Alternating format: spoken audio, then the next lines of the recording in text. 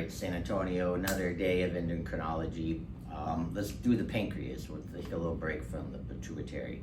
Pancreas has two major functions, endocrine function, exocrine. Exocrine is like digestive enzymes, so we're not going to do that.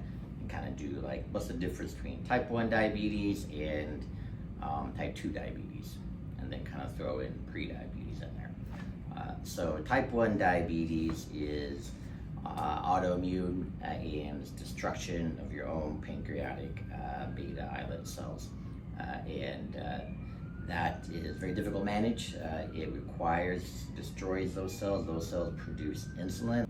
We need insulin to get in, to transport glucose into the cells, and without that ability, you require exogenous insulin to get insulin into cells for energy.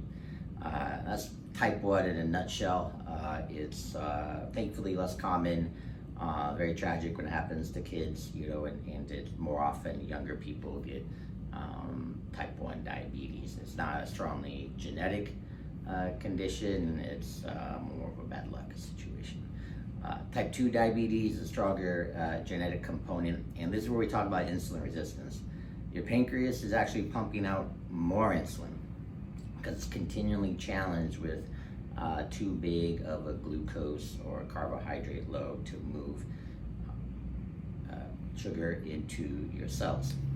And it's called insulin resistance, and at some point you can't make enough insulin for the amount of sugar in your bloodstream, glucose, to move it into the cells and keep a normal, to regulate your blood sugar level.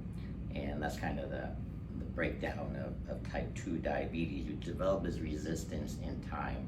And diabetes is a spectrum, and it's just this artificial cutoff of, we use the A1C, it's called the glycosylated hemoglobin. That means sugar on your blood. We're measuring the amount of sugar deposited on your red blood cell in a 90-day period. And that tells you your average blood sugar in 90 days. So prediabetes is around 5.7.